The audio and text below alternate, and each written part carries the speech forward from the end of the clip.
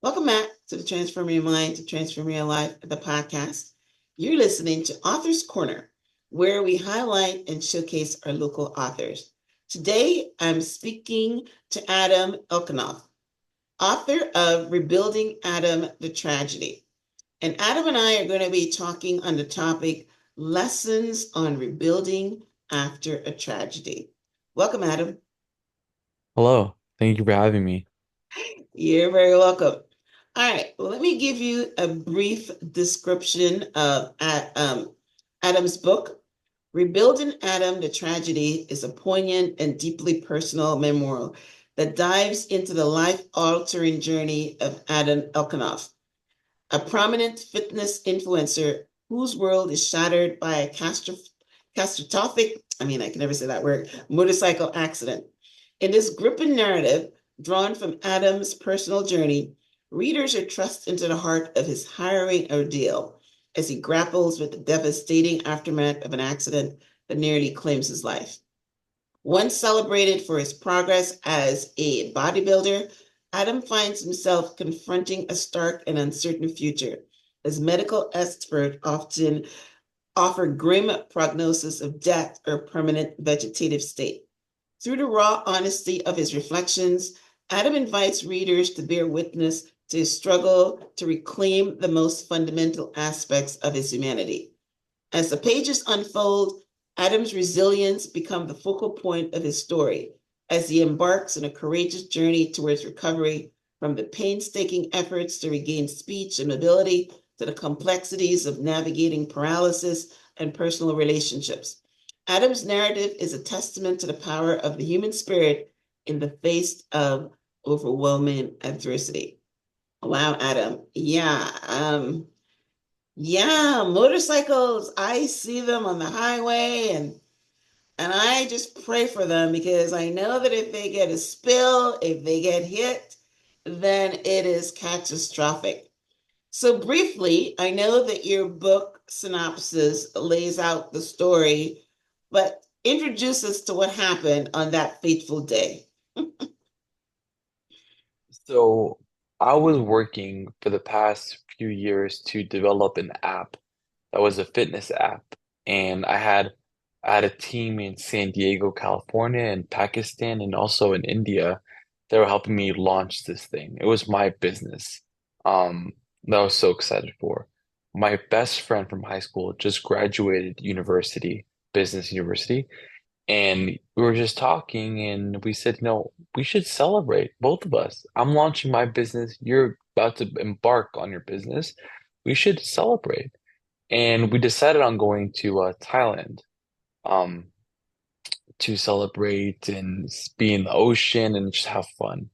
I never been on an international trip with a friend ever. So this is my first time, so I'm extra excited. So we're having a great time. Few days into our trip, we're having a great time. We're on an island now, named Phuket. So it's a little sandy beach island.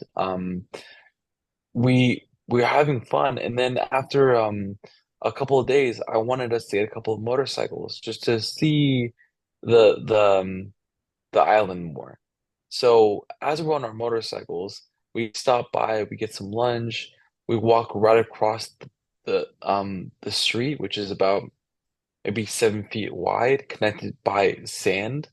And we go to the water, to the ocean. We start wrestling, having fun. Then, as we walk to our bikes, we start to notice that we're first of all we're all wet. You know, it's humid, we're all wet. And as we're walking to our motorcycles, we see a lot of locals in Thailand don't wear helmets. Yes, I know. I know. Trust me. We see a lot of them not wearing helmets. So many of them.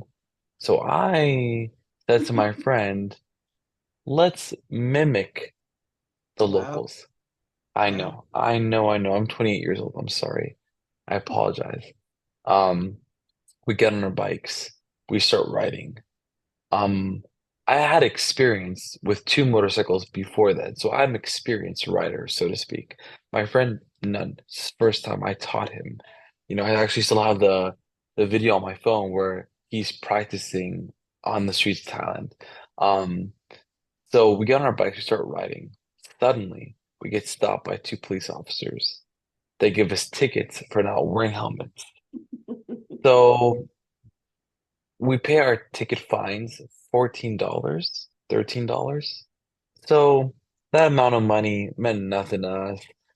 We get back on our bikes. We see a few more people riding with no helmets again. I look at my friend and I go, we got nothing to worry about, man. There's no more cops. We're gonna be just fine. We get on our bikes. We take out our bikes. We keep riding. He stops. He looks at me and says, no, I feel like my bike is having issues. I go, what are you talking about? He's like, I have mechanical braking. I don't quite remember. I put him down. I go, you just don't know what you're doing, dude. I'll handle it. I'll get your bike. I hop on his bike. I ride. I go through a few turns. Seems okay. This is the worst part. Egotistically, I start teasing my friend, teasing him like this bike is fine. You don't know what you're doing. I got you. Watch this. I keep riding. I get further and further from him, further and further. Built up with angst of the motorcycle tickets, the my friend is here with me, I'm throwing him around, now we got stopped by cops, the whole thing. I accelerate more and more. Suddenly, he rides up, sees me on the floor, doesn't know what happened, what hit me, what slipped, what happened, nothing at all. He approaches me. I'm lying down in a lake of blood. I have a big broken skull. He sees me in a pool of blood. My brain is exposed. Oil from the motorcycle shot up my brain. I fell into a coma. And that's how the story begins. So I like the way So you that's say the first it, 3 pages of that my you're book. saying that it sounds like you have no memory of the accident. None for the next 3 months. Wow. Wow. Yeah. So you still don't know how it happened. There's no cameras in Thailand. Um, And yeah, we then don't you're on know. vacation. Oh my God. Okay. Oh my God. Yes, this is wow. That's bad on so many levels. You're on vacation, your brain is exposed, you're wow, no insurance because you're on vacation. Wow. So yeah, I'm They were assuming holding you my passport. Yeah. I am assuming that you laid it all in your book. So that's one of the reasons I wanted to talk to you because I think this is a excellent story on resilience. So all right, so take us to the mindset that when you were aware what happened to you. You said you were in a coma. So when you came out of this coma and someone told you what had happened to you, um, what was the mindset? What is the first thing you said? Because you also said in the bio of the book that people were telling you that the medical experts were telling you you're going to be permanently vegetative and you can die and things like that. So what did you say to yourself? Paralyzed. I get asked this question a lot. I had a severe brain injury. When you have a severe brain injury, you go back to being 1 years old again. Then you're 3 years old. Then you're five. Then you're seven. Then you're 13. Then you're 15. And it just goes on and on. I played basketball all my life, so I love stats. So in my book, every single chapter that starts, it says you five key facts. My attainments, like what I achieved, whether it's my driver license, walking, that test, whatever. Um, my age, cognitively, my mental age, my percentage ability to use my left arm, the left side of my body, my left leg, and lastly, sources, which is the people that help me remember to tell the story. So the first 35% of this book is used with sources from my parents, my friends, my rehab specialist, my nurses, my doctors, and just anyone that was in my life at this point, my aunt, everyone. So You can So remember any of it. nothing, nothing. Okay. So people always Do ask you remember me it now? what, sorry, Do you remember it now? I remember specs, Okay. but now as as I think further into my recovery, like being able to walk again, being able to, drive and live alone and be responsible, it starts to come back. And the number one thing that I would say to anyone is the first reason is why I'm writing this, why I'm doing this, because I met so many people with so many various types of injuries, you know, breaking your arm, breaking your leg, having a spinal issue, a stroke, a TBI, a traumatic brain injury like I had, any sort of injury, diseases, anything. And nowadays, when people get hurt, emotionally, physically, they feel they have this self-doubt about themselves. Like, can I ever live again? Does anybody want me? Can I ever have a girlfriend, a wife, a husband? Can I get a job? Can I drive? Can I be responsible to feed myself, to take care of myself? And in my book, I explain my self-doubts, me trying to overcome it, me going, I'm a single guy in the book. I'm 28 years old. So I can go to bars or movie theaters or anything to like meet new friends, a possible girlfriend. So I explain how I use areas like the grocery store to meet new friends because I have a cane at this point, but at the grocery store, I figured that I use my cart, my Right. grocery cart Yes, that's as, smart. Right. yeah, as my tool, Right. and I have very bad memory issues. And so for people that have strokes and any type of injuries, concussions, whatever, or just plainly get nervous in front of someone else. So on the baby seat in front of my grocery cart, I had a little note card, like reminders of what to say, like, "Hey, how are you doing? Oh, you look great. What time is it close?" This is all listed in my book, like word for word.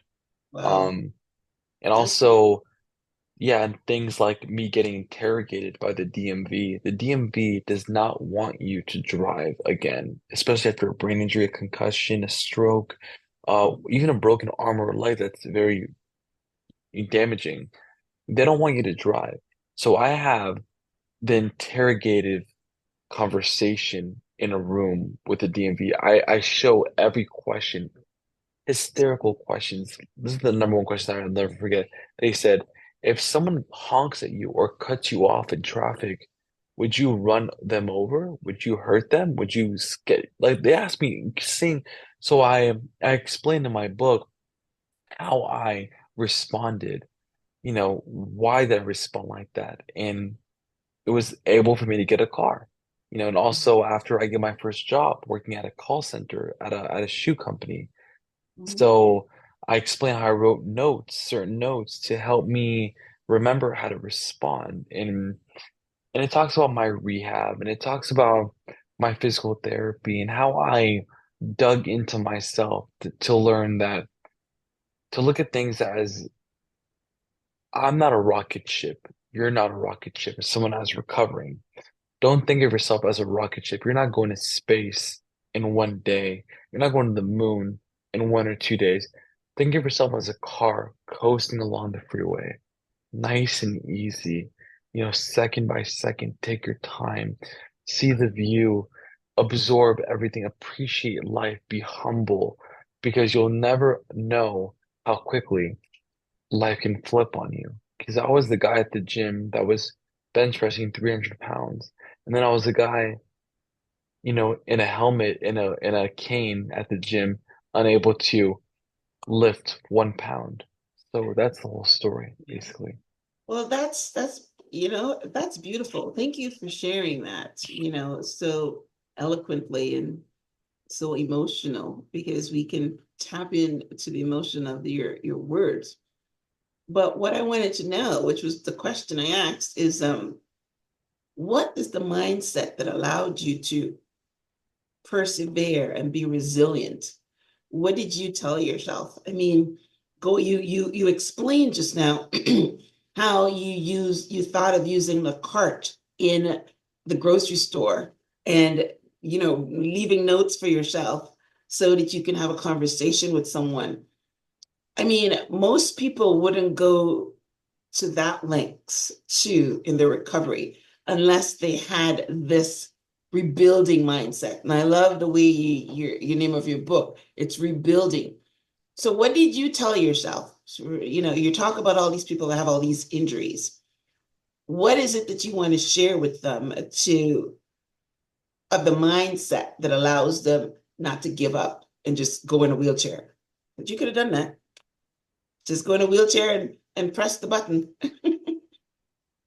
You know, my biggest motivation was I did not accept what was said. And that's what I tell everyone. They said to me, I would never walk, I would never drive, I would never live alone, I would never be able to work, never be able to live. Now I'm traveling, I'm doing everything that I want to do because I just am not going to accept that that Yes. one stupid decision that I made is Yeah. going to, or disease, whatever, is going to define my life. Yes. I'm going to do what like I wish there was a word that I know that for growling. I growled with anger. No, I'm going to meet friends. I'm going to travel the world. I'm going to have a girlfriend. I'm going to do, yeah, I love it. Yes, I I love mean, it. like I love it. yeah, my whole book shows my, it really invites you into my world, which is in my Of head. the brain, The right? world Yes. out here is, yeah, but my Yes. book tells you my thoughts, my disregardment, I want to live. You have to snarl to want to live. You have to want it, desire it. Like you Yes. probably read and your audience maybe have seen many videos of very ambitious and successful people, and they all say that I was going to get this done. Nothing was going to stop me. If I were to pour all of my money, all of my finances, everything in, I didn't care because this is what I wanted. And that was the same thing with me. I was going to give every single ounce of my effort. Now, I am a normal person. I hate rehab more than anyone. I hate school. I don't like doing things that I don't enjoy doing. I like to do things that I enjoy.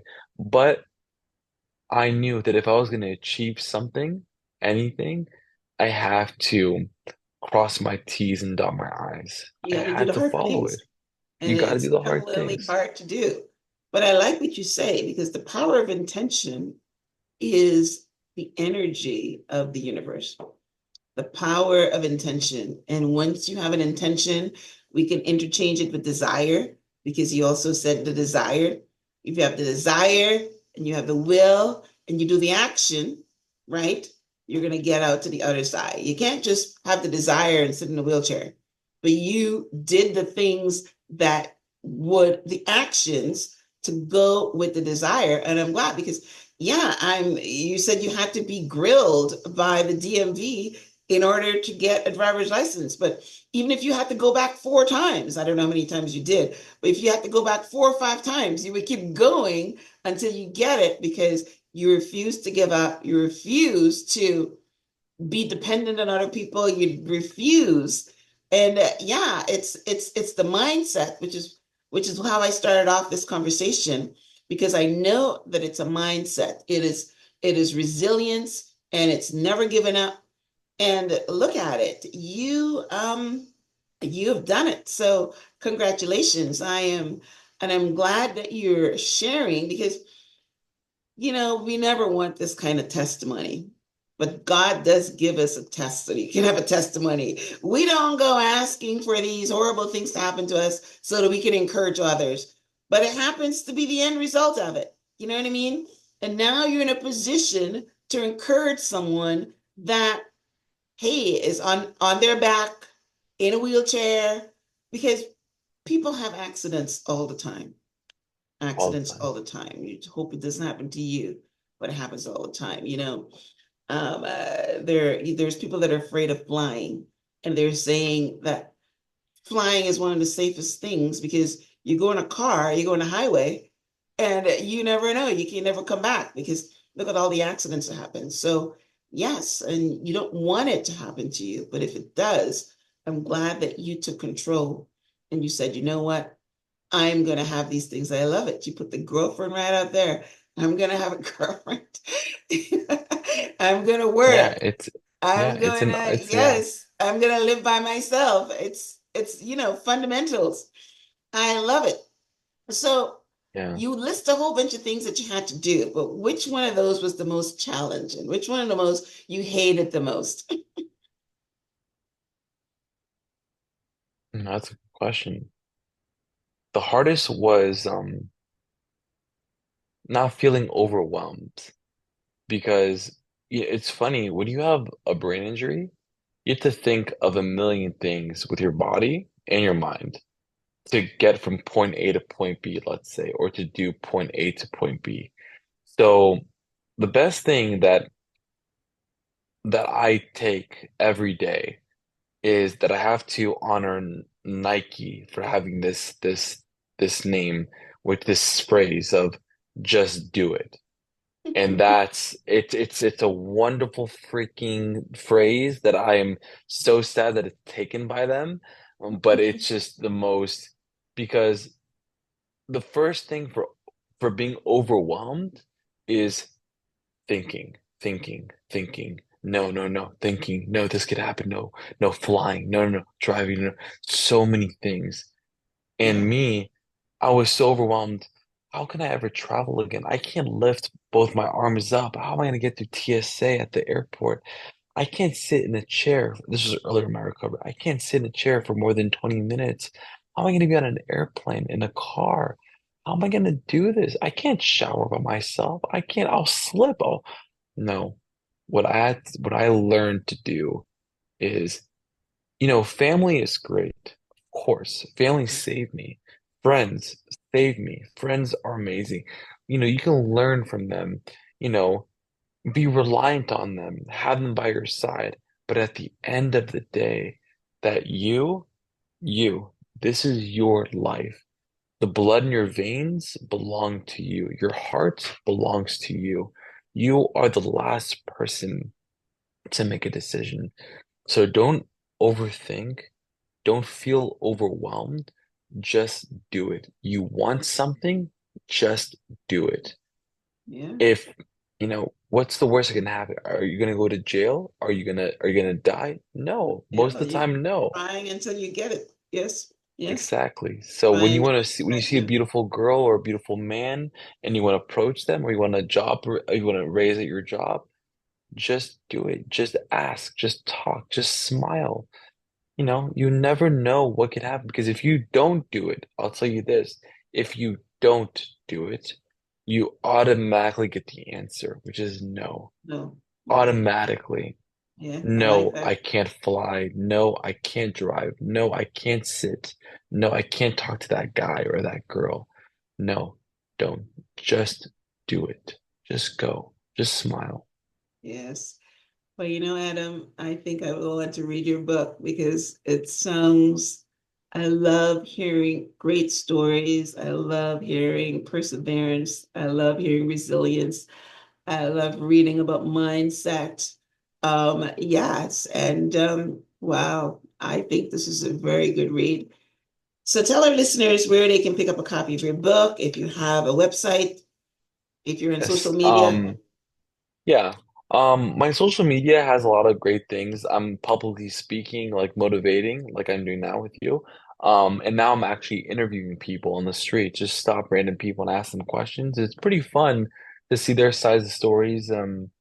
So my Instagram is Adam Rose Vision, AdamRoseVision. My website is strive2defy.com. Strive, STRIVE, to defy, DEFY.com. My book book number one is called Rebuilding Adam, the Tragedy. It's on Amazon, Ingram Sparks, Barnes and Nobles. Amazon is the best. And book number two is just getting finished right now, and it's called Rebuilding Adam, The Awakening.